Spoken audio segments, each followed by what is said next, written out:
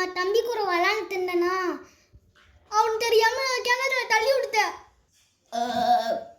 பரவாயில்லப்பா, தெரியாம தானே பண்ண பரவாயில்ல, புது தம்பி வாங்கிக்கலாம்.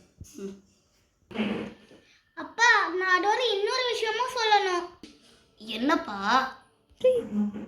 அப்பா, நான் தீக்குச்சியை வச்சு விளாண்டுட்டு இருந்தேனா, அப்ப தெரியாம நான் வீட்டை எரிச்சிட்டேன். பரவாயில்லப்பா, தெரியாம தானே பண்ண பரவாயில்ல, புது வீட்டு வாங்கிக்கலாம். ஓ சரிப்பா. உங்ககிட்ட இன்னொன்று சொல்லணும்ப்பா.